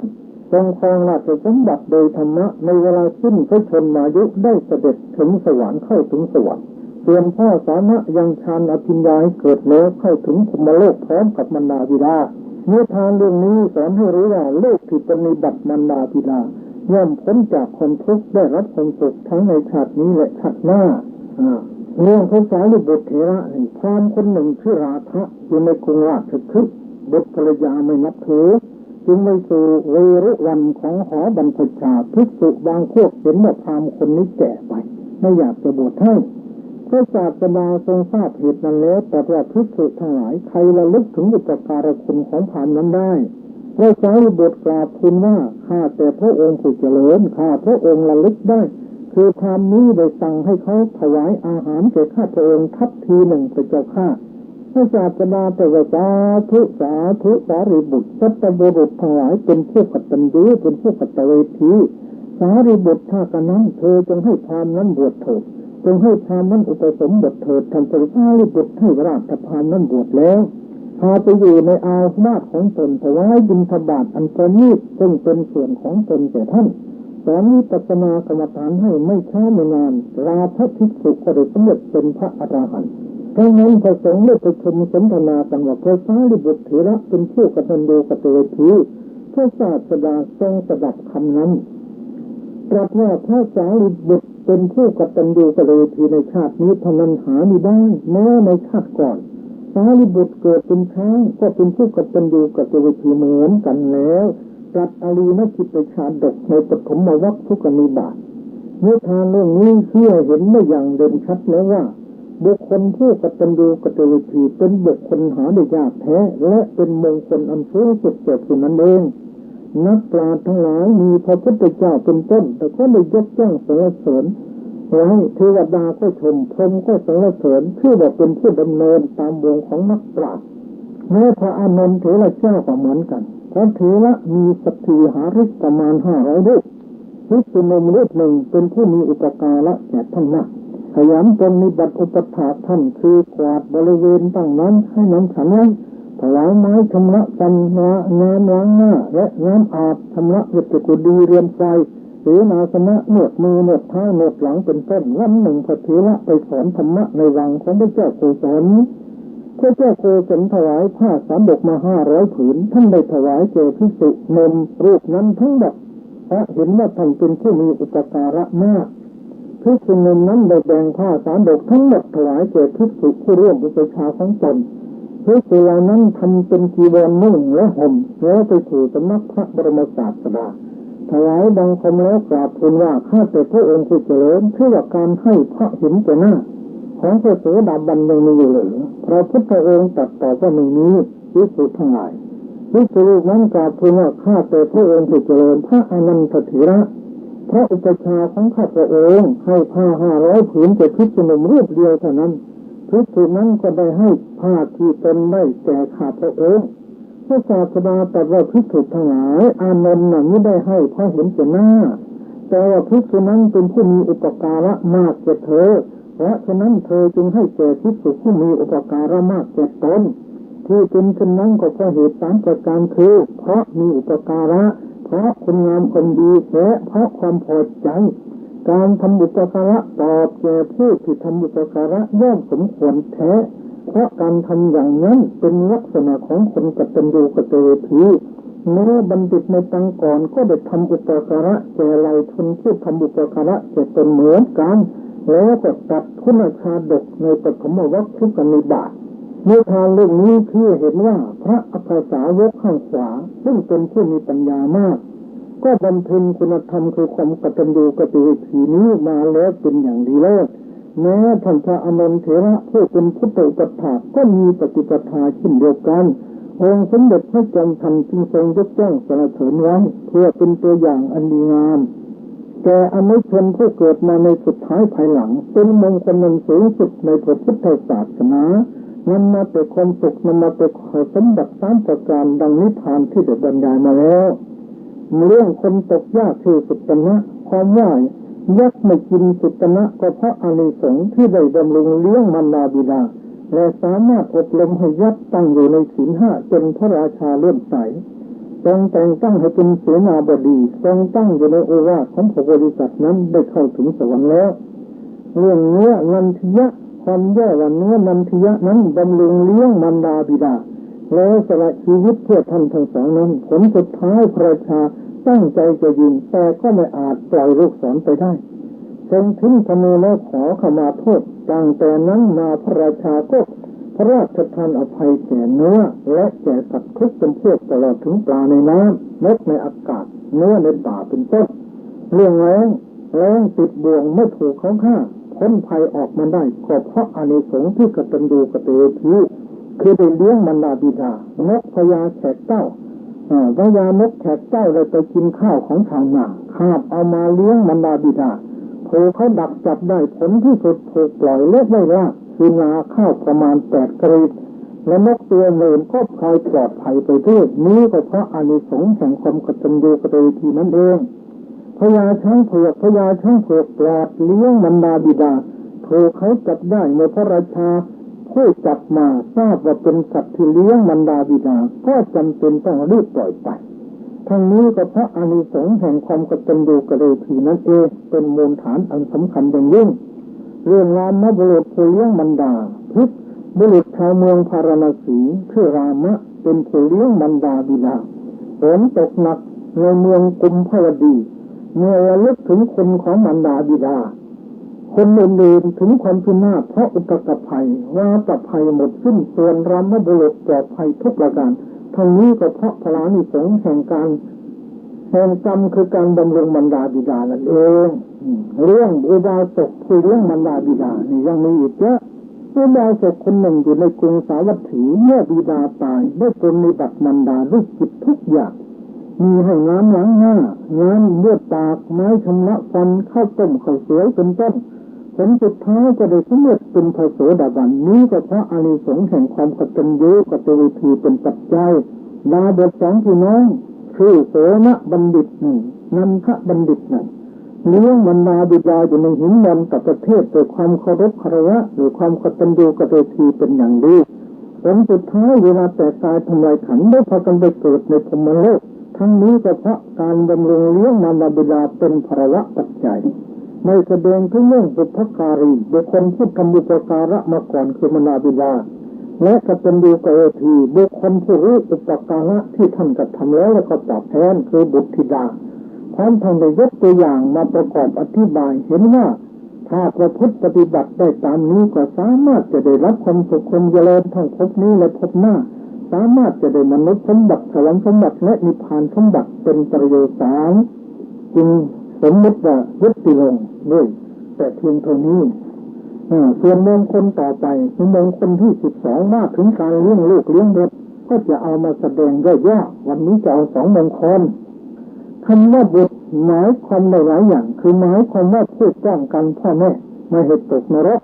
คือลูกที่ดีมีแต่ชักนำพ่อแม่ให้ตั้งอยู่ในทานกุศลศีลกุศลภาวนากุศลคำว่าบุตรจึงเป็นชื่อของขุนนรกขุนหนึ่ง หรือถ้ามีลูกผู้ชายที่บวชเรียนชั้นอ่าน ถือว่าป้องกันพ่อแม่ไม่ตกนรกสองคำว่าบุตรหมายความว่าผู้ชำระตระกูลของตนให้สะอาด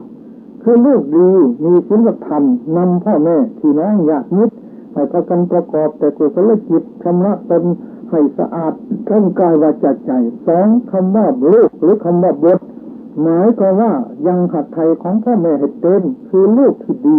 นั่นนับแต่ความอิ่มใจสุขใจให้แก่พ่อแก่แม่สามคำว่าบุตรหรือลูกหมายความว่าผู้อันพ่อแม่พึงเลี้ยงคือเมื่อลูกยังอ่อนอยู่นับตั้งแต่เป็นกะละอยู่จะต้องตกเป็นภาระภุระที่พ่อแม่จะต้องทนุถนอมอุปถัมภ์บำรุงตลอดมาบทนั้นเมื่อจะกล่าวตามอำนาจแห่งคุณธรรมแล้วสมเด็จพระผู้มีพระภาคเจ้าตรัสว่ามีอยู่สามจำพวกคืออภิชาตบทหนึ่งอวิชชาตบทหนึ่งอวิชชาตบทหนึ่งอภิชาตบทบุตรที่ยิ่งกว่าพ่อของแม่ได้แก่บุตรที่ตั้งอยู่ในศีลห้ามีกัลยาณธรรมถึงพระพุทธเจ้าพระธรรมประสงค์ว่าเป็นที่พึงระลึกส่วนพ่อแม่ตรงกันข้ามอนุชาตบุตรบุตรที่เสมอพ่อแม่ได้แก่บุตรที่ตั้งอยู่ในศีลห้ามีกัลยาณธรรมถึงพระรัตนตรัยว่าเป็นที่พึงระลึกเช่นเดียวกันกับพ่อกับแม่อวิชชาตบุตรบุตรที่เลวกว่าพ่อกับแม่ได้แก่บุตรที่ไม่ตั้งอยู่ในศีลห้าไม่มีกัลยาณธรรมและไม่มีพระรัตนตรัยเป็นที่พึงระลึกส่วนพ่อแม่เป็นผู้มีศีลห้ามีกัลยาณธรรมถึงพระรัตนตรัยเป็นที่พึงระลึกสมเด็จพระผู้มีพระภาคเจ้าจึงได้ตรัสไว้ในพระไตรปิฎกใจความว่าบัณฑิตทั้งหลายย่อมปรารถนาอภิชาตบุตรและอนุชาตบุตรแต่ไม่ปรารถนาอวชาตบุตรผู้ตัดตระกูลบุตรในโลกนี้มีอยู่สามจำพวกบุตรเหล่าใดเป็นอุบาสกมีศรัทธามีศีลรู้ถ้อยคำของขยาจกไม่มีความตนีบุตรเหล่านั้นย่อมเจริญรุ่งเรืองในบริษัททั้งหลายเหมือนกันกับพระจันทร์เพ็ญพ้นจากก้อนเมฆย่อมรุ่งเรืองจันจ้าอยู่กลางนภาฉะนั้นบุตรนั้นเมื่อจะกล่าวตามที่เกิดมีอยู่สี่จำพวกคือหนึ่งอัตโชบุตรเกิดในจันทร์คืออาศัยตนเกิดได้เจอลูกของตนแท้ๆสองเฉตโชโชบุตรเกิดในเฉดขึ้นเกิดบนที่นอนบนบัลลังก์บนและบนอกและแก่เทวดาและลูกที่เขาทิ้งไว้ภายในบริเวณเช่นโรงพยาบาลเขตบ้านเป็นต้นสามอันติวติโกบุตรที่เรียนศิลปะวิชาอยู่ในสำนักเช่นโรงเรียนต่างๆทั้งทางโลกและทางธรรมคือทินโกบุตรที่เขาให้เพื่อต้องการเลี้ยงดูบุตรนั้นเมื่อจะกล่าวตามคติโบราณมีอยู่สี่จำพวกคือลูกลอกเลิกลากหนึ่งลูกได้แก่ลูกที่ดีคืออภิชาตลูกและอนุชาตลูกสองลอกได้แก่ลูกที่ผลาญเงินทองของพ่อแม่โดยเปล่าประโยชน์เช่นเป็นนักเลงเที่ยวกลางคืนเล่นกับพนันพบคนเที่ยวเป็นมิตรเป็นคนเกเรเหล่านี้เป็นต้นอันนี้เขาเรียกว่าลอกสามลูกได้แก่ลูกที่ไม่เอาทานในการศึกษาเรียนถูกพ่อแม่แนะนำพันสอนกับโกรธแล้วเปิดตรงนี้ไปตามยถากรรมบางทีก็ไปกระทำเชื่อในที่ต่างๆเป็นรักของเขาเป็นต้นทีละไล่กับลูกที่ประพฤติเชื่อลากเอาตัวเองเข้าคุกเข้าตารางหรือลากเอาวงตระกูลของตนไปในทางเชื่อทางต่ำทำให้เกิดความเสื่อมเสียนานาประการแก่พ่อแก่แม่ในการเลี้ยงดูบุตรหรือสงเคราะห์บุตรนั้นมีอยู่สองประการคือหนึ่งสงเคราะห์ในทางโลกสองสงเคราะห์ในทางธรรมการเลี้ยงดูลูกในทางโลกมีห้าประการหนึ่งห้ามไม่ให้ลูกทำความชั่วสองให้ตั้งอยู่ในความดีสามให้ศึกษาศิลปะวิทยาต่างๆสี่หาสามีภรรยาที่สมควรให้ห้ามอบทรัพย์สมบัติให้ในสมัยการเลี้ยงดูลูกในทางธรรมมีห้าอย่างหนึ่งพาลูกเข้าวัดเพื่อศึกษาเรียนความรู้ทางศาสนาสองพาลูกไหว้พระสวดมนต์ก่อนเข้านอนทุกวันสามพาลูกทำบุญเช่นตักบาตรเป็นต้นสี่หัดให้ลูกเจริญสมถะและวิปัสสนากรรมฐานห้าให้บวชเป็นสมณเณรเป็นพระแล้วเข้าปฏิบัติกรรมฐานเพื่ออบรมบ่มนิสัยให้ลูกเป็นลูกที่ดีของพ่อของแม่ให้รู้จักศีลธรรมอารยธรรมวัฒนธรรมของชาวพุทธในการเลี้ยงลูกและสงเคราะห์ลูกเป็นมงคลอย่างไรหนึ่งสร้างลูกให้เป็นคนดีสองสร้างลูกให้เป็นพลเมืองดีของประเทศชาติสามสร้างลูกให้เป็นพ่อพิมพ์แม่พิมพ์ที่ดีของลูกต่อไปสี่ สร้างโลกให้ได้สมบัติสามคือมนุษย์สมบัติสวรรค์สมบัตินิพพานสมบัติห้าสร้างโลกให้ได้ประโยชน์สามประโยชน์โลกนี้ประโยชน์โลกหน้าประโยชน์อย่างยิ่งหกเป็นมหากุศลจึงแก่ตนและลูกหลานเหลนเกิดชื่อว่าได้ช่วยกันจำลองไว้ซึ่งสัตว์ธรรมทั้งสามให้ดำรงสถิตภาพอยู่ตลอดกาลนานแปดชื่อว่าสร้างโลกให้เป็นคนมีวัฒนธรรมมีศีลธรรมและกัลยาณธรรมเก้าเทวดาก็ชมพงศ์ก็สรรเสริญตัวอย่างประกอบในมงคลนี้มีดังนี้คือโลกของอนาถบิณฑิกาเศรษฐีพ่อจ้างให้ไปรับศีลจ้างให้ฟังธรรมะและจ้างให้เจริญกรรมฐานจนได้เป็นโสดาบันถูกเจ้าพ่อเรียกว่าอนุทาตโลกเบื้องแรกไม่เอาทานพระพุทธเจ้าไปบ้านก็ไม่สนคนนี้เป็นพ่อก็เราเป็นพ่อจะปล่อยให้ลูกเสียได้เลยพยายามทุกวิธีทางจนกระทั่งจ้างลูกให้ได้เป็นพระโสดานั่นแหละนี่ก็เพราะคุณของพ่อมีวิธีเลี้ยงลูกสองลูกสาวคนเล็กของอนาถบิณฑิกาเศรษฐีเป็นลูกที่ดีมีศีลธรรมมีกัลยาณธรรมนำตนเข้าวิปัสสนาจนได้สำเร็จเป็นพระสกิทาคามีเรียกว่าอติชาตลูกพ่อเป็นโสดาลูกเป็นอนาคามเป็นสกิทาคามีอย่างนี้เรียกว่าอภิชาตลูกยิ่งกว่าพ่อกับแม่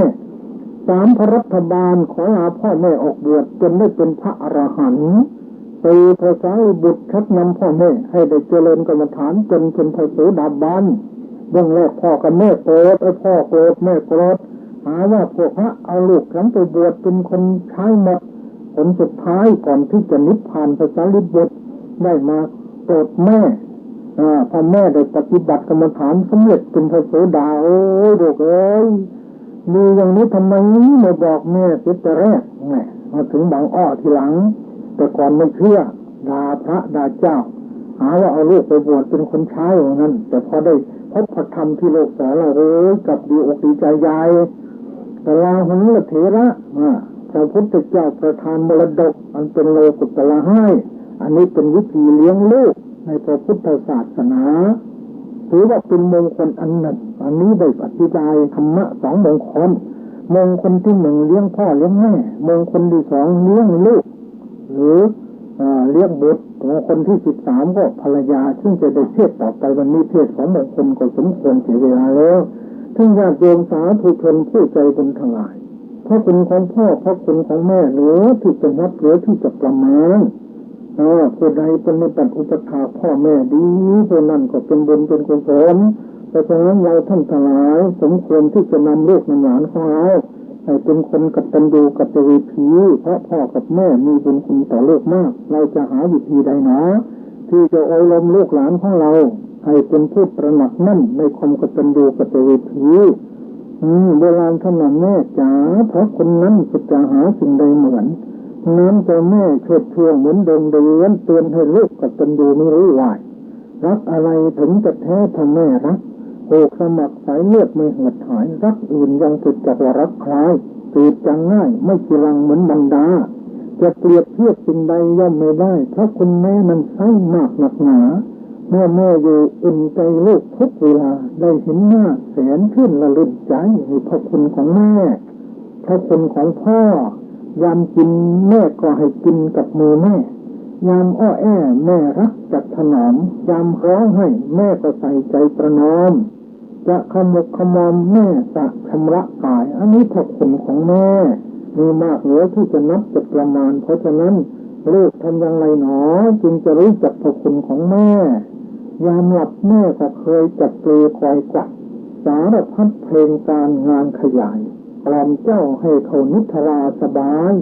ทุกข์หรือภัยแต่สักนิดคอยคิดกันเจ้าอยู่สุขแม่สุขคอยตามเจ้าคำทุกข์เจ้าแม่ทุกข์สุขหายหันขวัญขวายรันหาสุขทุกคืนวันแม้ที่วันแม่จะขาดไม่ขาดเลย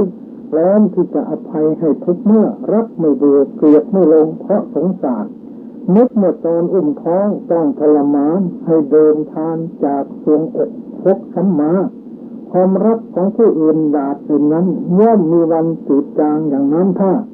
แต่ความรักของท่านผู้มันดาสุดจะหาเกิดหมดสิ้นรสค้างชั่วก็รักดีก็รักหนักเป็นห่วงรักจนดวงจิตจริงไม่ทิ้งคว้าง มีเมตตากรุณาหนุนเป็นทางมิใช่รักอย่างละเมอหลงเพ้อไปตั้งแต่น้อยอุปถัมภ์ขั้นชูลูกให้ความสุขถนอมนักเลี้ยงรักษายามกินแม่คอยป้อนโภชนายามมิตรากล่อมเฮไปเปลือยไกวยามเจ็บไข้อยากกินแม่เป็นทุกข์ลูกมีสุขแม่จึงปลื้มลืมทุกข์ได้รักลูกแสนแหนหวงเหมือนดวงใจตีด่าก็ไปลูกใส่หีนี่แหละท่านสาธุชนทั้งหลายพระคุณของแม่พระคุณของพ่อขอให้ลูกดีเถิดเราลองนึกถึงตัวอย่างนางสุปวาสามีลูกอยู่ในท้อง7 ปี 7 เดือน 7 วันคือพระศรีวลีครั้งออกมาแล้วลูกโอ้ยดีเหลือเกินใจบุญขึ้นทานเฉลียวฉลาดพอแม่เลี้ยงพระนิมนต์พระพุทธเจ้าไปลูกชายก็คุยเจ้าออกกับภาษาลิบุตร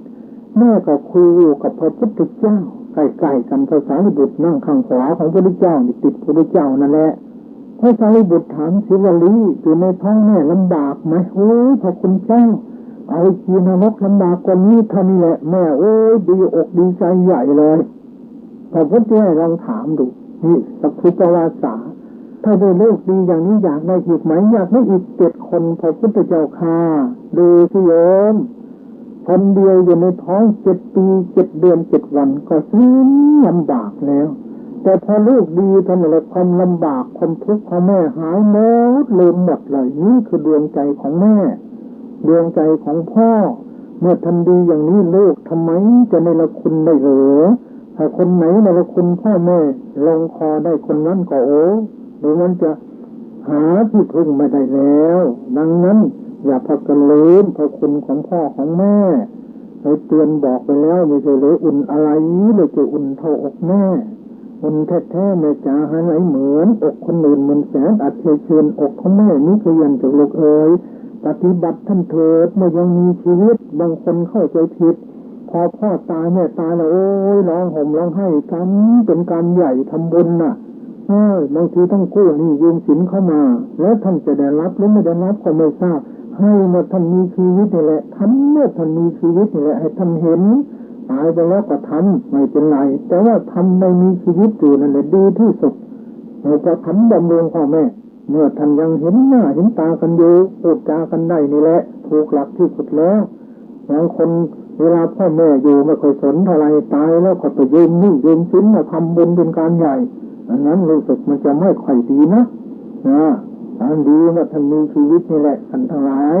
เอาละวันนี้อาตมาภาพได้แสดงพระธรรมเทศนาในมงคล2 ข้อเรียกว่ามงคลชีวิตติดไว้ที่หัวใจสามารถจะนำเราไปสู่สุคติสวรรค์สมบัตินิพพานสมบัติได้คือการปฏิบัติอุปถากบิดามารดาเป็นมงคลนั้นสูงสุดประการหนึ่งการเลี้ยงลูกให้ดีก็เป็นมงคลนั้นสูงสุดประการหนึ่งใน2 มงคลจบแล้วแสดงพระธรรมเทศนามาในวันอาทิตย์นี้ก็นับว่าสมควรแก่การเวลาขอยุติไว้แต่เพียงเท่านี้ที่สนาประโยชน์ทั้งในนวสานการเป็นในสิ่งสุดยอดที่ลงแห่งการแสดงพระสัทธรรมเทศนานี้สกพุทธานุภาเวนะโมโนภาพแห่งคุณพระศรีรัตนตรัยอติชัยบุญในเขตขอท่านผู้ใจบุญทลายจงอยู่เย็นเป็นสุขปราศจากทุกโศกโรคภัยเจริญในลาภอายุวันนะสุขภาละปฏิภาณธรรมสารสมบัติตลอดการเป็นนิจนิโรธจิตสถิตมั่นอยู่ในสัจธรรมมันเป็นให้ผลทุกถึงสุขอันไพบูรณ์กล่าวคือมาพ้นมรพานด้วยกันทุกท่านเทินยะถาวะริวหาปุราปริปุเรนติสากรังเอวเมหิโตตินังเปตานังอุปกัปปตินิสิตังปสิตังตุมหังจิตเมวะสมิทธโตสัพเพปุเรนตุสังกปาจันโทปนะลาโสยะถามะนิโชติราโสยะถาสัพพิติโยวิวัชชันโตสัพพโรโควินัสสตุมาเตปวัตตวันตรายโยสุขีพิฆาโยโกภวะอภิวาทนาสีลิสนิจจังวัฏฐาปจายโนจัตตารโอธรรมาวัฏฐันติอายุวันโนสุขังภะลัง